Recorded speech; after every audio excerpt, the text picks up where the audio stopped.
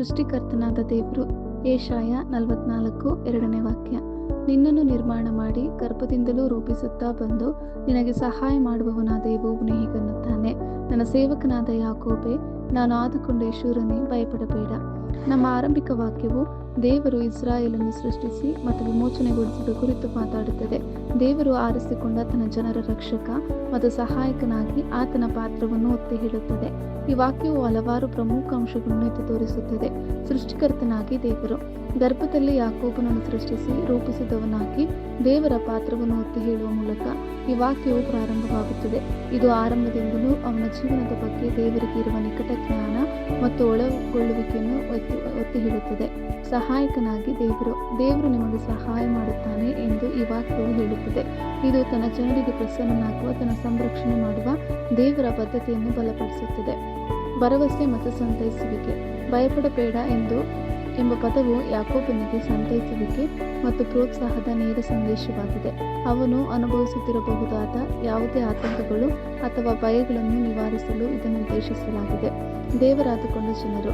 ಈ ವಾಕ್ಯವು ಯಾಕೋಬ ಮತ್ತು ಯೆಶೂರನನ್ನು ದೇವರ ಸೇವಕ ಮತ್ತು ಆರಿಸಲ್ಪಟ್ಟವನು ಎಂದು ಉಲ್ಲೇಖಿಸುತ್ತದೆ. ಇದು ದೇವರೊಂದಿಗೆ ಅವರಿಗಿರುವ ವಿಶೇಷ ಸಂಬಂಧ ಮತ್ತು ಆತನ ಆಯ್ಕೆಯಾದ ಜನರಂತೆ ಅವರ ಬಗೆಗಿನ ಆತನ ಬದ್ಧತೆಯನ್ನು ಎತ್ತಿ ತೋರಿಸುತ್ತದೆ. ಯೆಶೂರನು ಎಂಬುದು ಇಸ್ರಾಯೇಲಿಗೆ ಕಾವ್ಯಾತ್ಮಕ ಹೆಸರಾಗಿದ್ದು, ಇದನ್ನು ಹೆಚ್ಚಾಗಿ ಸತ್ಯತೆ ಮತ್ತು ನೀತಿಯೊಂದಿಗೆ ಸಂಯೋಜಿಸಲಾಗಿದೆ.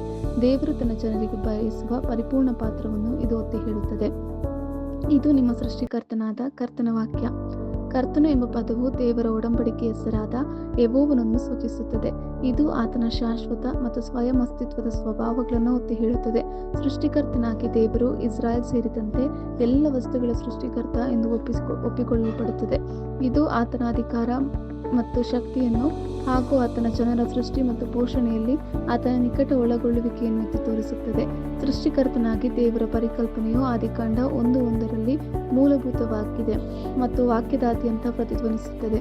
ಉದಾಹರಣೆಗೆ ಕೀರ್ತನೆ 139 13-14 ಅಲ್ಲಿ ವ್ಯಕ್ತಿಗಳನ್ನು ರೂಪಿಸುವಲ್ಲಿ ದೇವರ ಪಾತ್ರವನ್ನು ಉಚ್ಚರಿಸಲಾಗಿದೆ. ಗರ್ಭದಿಂದ ನಿಮ್ಮನ್ನು ಯಾರು ರೂಪಿಸಿದರು. ಈ ವಾಕ್ಯವು ದೇವರ ನಿಕಟ ಜ್ಞಾನ ಮತ್ತು ತನ್ನ ಜನರ ಬಗ್ಗೆ ಆತನ ಅಸ್ತಿತ್ವದ ಆರಂಭದಿಂದಲೂ ಕಾಳಜಿಯನ್ನು ಒತ್ತಿ ಹೇಳುತ್ತದೆ. ಇದು ದೇವರು ಇಸ್ರಾಯೇಲಿನೊಂದಿಗೆ ಹೊಂದಿರುವ ವೈಯಕ್ತಿಕ ಸಂಬಂಧವನ್ನು ಪ್ರತಿಬಿಂಬಿಸುತ್ತದೆ. ಯೆಶಾಯ 64:8 ಕಂಡುಬರುವಂತೆ ಕುಂಬಾರನು ಜೇಡಿಮಣ್ಣಿನಿಂದ ರೂಪುಗೊಳಿಸುವಂತೆಯೇ ಗರ್ಭದಲ್ಲಿ ರೂಪುಗೊಂಡ ಚಿತ್ರಣವು ಯೆರೆಮೀಯ 1:5 ಕಂಡುಬರುತ್ತದೆ. ಅಲ್ಲಿ ದೇವರು ಯೆರೆಮೀಯನನ್ನು ಅವನ ಗರ್ಭದಲ್ಲಿ ರೂಪಿಸುವುದಕ್ಕೆ ಮೊದಲು ತಿಳಿದುಕೊಳ್ಳುವ ಮತ್ತು ಪರಿಶುದ್ಧಗೊಳಿಸುವ ಬಗ್ಗೆ ಮಾತಾಡುತ್ತಾನೆ. ಇದು ದೈವಿಕ ಉದ್ದೇಶ ಮತ್ತು ಆಯ್ಕೆಯನ್ನು ಸೂಚಿಸುತ್ತದೆ. ನಿನಗೆ ಸಹಾಯ ಮಾಡುವವನಾದ ಯೆಹೋವನು. ಸಹಾಯ ಮಾಡುವ ದೇವರ ವಾಗ್ದಾನವು ತನ್ನ ಜನರಿಗೆ ಆತನ ನಿರಂತರ ಬದ್ಧತೆಯನ್ನು ಸೂಚಿಸುತ್ತದೆ. ದೈವಿಕ ಸಹಾಯದ ಈ ಭರವಸೆಯು ಹಳೆಯ ಒಡಂಬಡಿಕೆಯಲ್ಲಿ ಪುನರಾವರ್ತಿತ ವಿಷಯವಾಗಿದೆ. ಧರ್ಮೋಪದೇಶ ಕಾಂಡ 31:6 ಕಂಡುಬರುವಂತೆ ದೇವರು ತನ್ನ ಜನರನ್ನು ಎಂದಿಗೂ ಕೈಬಿಡುವುದಿಲ್ಲ ಅಥವಾ ತೊರೆದು ಬಿಡುವುದಿಲ್ಲ ಎಂದು ಭರವಸೆ ನೀಡುತ್ತಾನೆ. ಇದು ದೇವರ ನಂಬಿಗಸ್ತಿಕೆ, ರಕ್ಷಕ ಮತ್ತು ಪೂರೈಕೆದಾರನಾಗಿ ಆತನ ಪಾತ್ರವನ್ನು ಪ್ರತಿಬಿಂಬಿಸುತ್ತದೆ. ಒಡಂಬಡಿಕೆಯ ಸಂಬಂಧವನ್ನು ಬಲಪಡಿಸುತ್ತದೆ. ತನ್ನ ಸೇವಕನಾದ ಯಾಕೋಬೇ, ಭಯಪಡಬೇಡ ಎಂಬ ಆಜ್ಞೆಯು ಸಾಮಾನ್ಯ ಸತ್ಯವೇದದ ಉಪದೇಶವಾಗಿದೆ. ಇದನ್ನು ಹೆಚ್ಚಾಗಿ ಅನಿಶ್ಚಿತತೆ ಅಥವಾ ಭಯದ ಸಮಯದಲ್ಲಿ ನೀಡಲಾಗುತ್ತದೆ. ಯಾಕೋಬ ಎಂಬುದು ನಂತರ ಇಸ್ರಾಯೇಲ್ ಎಂದು ಬದಲಾಯಿಸಲ್ಪಟ್ಟ ಪಿತೃಪಕ್ಷವನ್ನು ಸೂಚಿಸುತ್ತದೆ. ಇದು ಇಡೀ ರಾಷ್ಟ್ರವನ್ನು ಸಂಕೇತಿಸುತ್ತದೆ. ನನ್ನ ಸೇವಕ ಎಂದು ಇಸ್ರಾಯೇಲಿನ ದೇವರ ಯೋಜನೆಯಲ್ಲಿ ಅವನ ಪಾತ್ರ ಮತ್ತು ಗುರುತನ್ನು ನೆನಪಿಸುತ್ತದೆ. ಈ ವಾಕ್ಯವು ದೇವರ ಸಾನ್ನಿಧ್ಯ ಮತ್ತು ರಕ್ಷಣೆಯ ಬಗ್ಗೆ ಅವರಿಗೆ ಭರವಸೆ ನೀಡುತ್ತದೆ. ಇದು ಯೆಹೋಶುವ 1:9 ಯೆಹೋಶುವನಿಗೆ ನೀಡಲಾದ ಪ್ರೋತ್ಸಾಹದಂತೆಯೇ ಇರುತ್ತದೆ. ನಾನು ಆದುಕೊಂಡ ಯೆಶೂರನೇ. ಯೆಶೂರನು ಎಂಬುದು ಇಸ್ರಾಯೇಲಿಗೆ ಕಾವ್ಯಾತ್ಮಕ ಹೆಸರು. ಇದರ ಅರ್ಥ ಯಥಾರ್ಥವಂತ. ಇದನ್ನು ಧರ್ಮೋಪದೇಶ ಕಾಂಡ 32:15 ಮತ್ತು 33:5-26 ಬಳಸಲಾಗಿದೆ. ಇದು ಇಸ್ರಾಯೇಲನ್ನು ನೀತಿವಂತ ಮತ್ತು ನಂಬಿಗಸ್ತ ಎಂದು ಆದರ್ಶೀಕರಿಸಿದ ದೃಷ್ಟಿಕೋನವನ್ನು ಪ್ರತಿಬಿಂಬಿಸುತ್ತದೆ. ನಾನು ಆರಿಸಿಕೊಂಡವನು ಎಂಬ ವಾಕ್ಯವು ದೇವರು ತನ್ನ ಜನರಾಗಿ ಇಸ್ರಾಯೇಲನ್ನು ಸಾರ್ವಭೌಮವಾಗಿ ಆರಿಸಿಕೊಂಡದ್ದನ್ನು ಒತ್ತಿ ಹೇಳುತ್ತದೆ. ಇದು ಆದಿಕಾಂಡ 12:1-3 ಅಬ್ರಹಾಮನ ಒಡಂಬಡಿಕೆಯ ಕೇಂದ್ರ ವಿಷಯವಾಗಿದೆ. ಈ ಆಯ್ಕೆಯು ಇಸ್ರಾಯೇಲಿನ ಅರ್ಹತೆಯನ್ನು ಆಧರಿಸಿಲ್ಲ, ಆದರೆ ಧರ್ಮೋಪದೇಶ ಕಾಂಡ 7:6-8 ಕಂಡುಬರುವಂತೆ ದೇವರ ಪ್ರೀತಿ ಮತ್ತು ಉದ್ದೇಶವನ್ನು ಆಧರಿಸಿದೆ. ಚಿಂತಿಸಬೇಕಾದ ಅಂಶಗಳು. ಕರ್ತನು ಯೆಹೋವ, ಇಸ್ರಾಯೇಲಿನ ಒಡಂಬಡಿಕೆಯ ದೇವರು. ಆತನು ಎಲ್ಲ ವಸ್ತುಗಳ ಸೃಷ್ಟಿಕರ್ತ ಮತ್ತು ಪೋಷಕ. ಈ ವಾಕ್ಯದಲ್ಲಿ ಮಾತಾಡುವವನು, ಭರವಸೆ ಮತ್ತು ಸಹಾಯವನ್ನು ನೀಡುತ್ತಿರುವವನು ಆತನೇ. ಯಾಕೋಬ ಇಸ್ರಾಯೇಲ್ ಎಂದು ಮರುನಾಮಕರಣಗೊಂಡ ಯಾಕೋಬನ ವಂಶಸ್ಥರಾದ ಇಸ್ರಾಯೇಲ್ ರಾಜ್ಯವನ್ನು ಪ್ರತಿನಿಧಿಸುತ್ತದೆ. ದೇವರ ಸಾಮೂಹಿಕ ಜನರನ್ನು ಉಲ್ಲೇಖಿಸಲು ಯಾಕೋಬನನ್ನು ಹೆಚ್ಚಾಗಿ ಬಳಸಲಾಗುತ್ತದೆ. ಯಶೂರನೇ ಇಸ್ರಾಯೇಲ್ಗೆ ಕಾವ್ಯಾತ್ಮಕ ಹೆಸರು. ಇದರ ಅರ್ಥ ಸತ್ಯಸಂಧತೆ ಅಥವಾ ಪ್ರಿಯನು.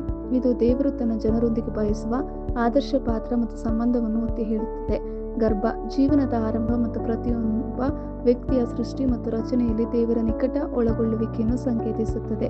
ಕರ್ತನ ವಾಕ್ಯ ದೇವರು ನೀಡಿದ ದೈವಿಕ ಸಂದೇಶ ಅಥವಾ ವಾಗ್ದಾನ. ಇದು ಅಧಿಕಾರ ಮತ್ತು ಶಕ್ತಿಯನ್ನು ಹೊಂದಿದೆ. ಪ್ರಮುಖ ಬೋಧನಾಂಶಗಳು. ಸೃಷ್ಟಿಕರ್ತ ಮತ್ತು ಪೋಷಕನಾಗಿ ದೇವರು ಆರಂಭದಿಂದಲೂ ನಮ್ಮ ಜೀವನದಲ್ಲಿ ನಿಕಟವಾಗಿ ತೊಡಗಿಸಿಕೊಂಡಿದ್ದಾನೆ ಎಂದು ಗುರುತಿಸಿರಿ. ಆತನು ನಮ್ಮ ಸೃಷ್ಟಿಕರ್ತ ಮತ್ತು ನಮ್ಮನ್ನು ಸಂಪೂರ್ಣವಾಗಿ ತಿಳಿದಿದ್ದಾನೆ. ದೇವರಿಂದ ಆರಿಸಲ್ಪಟ್ಟ ಮತ್ತು ಪ್ರೀತಿಸಲ್ಪಟ್ಟವರು. ಯಾಕೋಬ ಮತ್ತು ಯಶೂರನ್ನು ದೇವರಿಂದ ಆರಿಸಲ್ಪಟ್ಟಿರುವುದು ಎಂದರೆ ನಾವು ಪ್ರೀತಿಸಲ್ಪಟ್ಟಿದ್ದೇವೆ ಮತ್ತು ಆತನ ಯೋಜನೆಯಲ್ಲಿ ವಿಶೇಷ ಉದ್ದೇಶವನ್ನು ಹೊಂದಿದ್ದೇವೆ ಎಂದು ಅರ್ಥ ಮಾಡಿಕೊಳ್ಳಬೇಕು. ಭಯಪಡಬೇಡಿ. ಜೀವನದ ಸವಾಲುಗಳ ಮೂಲಕ ನಮಗೆ ಸಹಾಯ ಮಾಡುವ ಮತ್ತು ಪೋಷಿಸುವ ದೇವರ ವಾಗ್ದಾನದಲ್ಲಿ ನಂಬಿಕೆಯಿಟ್ಟು ಭಯಪಡಬೇಡಿ ಎಂಬ ಆಜ್ಞೆಯನ್ನು ಸ್ವೀಕರಿಸಿರಿ. ಕ್ರಿಸ್ತನಲ್ಲಿ ಗುರುತು. ಯಶೂರನಂತೆಯೇ ದೇವರ ಸೇವಕರಾಗಿ ನಮ್ಮ ಗುರುತನ್ನು ಪ್ರಾಮಾಣಿಕವಾಗಿ ಮತ್ತು ಆತನ ಚಿತ್ತಕ್ಕನುಗುಣವಾಗಿ ಬದುಕಲು ಕರೆಯಲ್ಪಟ್ಟಿದ್ದೇವೆ. ದೈವಿಕ ಭರವಸೆ. ದೇವರು ನಮ್ಮೊಂದಿಗಿದ್ದಾನೆ. ಇಸ್ರಾಯೇಲಿಗೆ ವಾಗ್ದಾನ ಮಾಡಿದಂತೆ ನಮಗೆ ಸಹಾಯ ಮಾಡಲು ಮತ್ತು ಮಾರ್ಗದರ್ಶನ ನೀಡಲು ಸಿದ್ಧನಾಗಿದ್ದಾನೆ ಎಂಬ ಭರವಸೆಯಲ್ಲಿ ಸಂತೈಸುತ್ತದೆ. ಆತನ ವಾಕ್ಯವು ಎಲ್ಲವನ್ನು ಸೃಷ್ಟಿಸಿತು. ಕೀರ್ತನೆಗಳು 33:9. ಆತನು ನುಡಿದ ಮಾತ್ರಕ್ಕೆ ಸಮಸ್ತವು ಉಂಟಾಯಿತು. ಆತನು ಆಜ್ಞಾಪಿಸುತ್ತಲೇ ಸರ್ವವೂ ಸ್ಥಾಪನೆಯಾಯಿತು. ಆಮೆನ್. ಕರ್ತನ ಕೃಪೆ ನಿಮ್ಮೆಲ್ಲರೊಂದಿಗೆ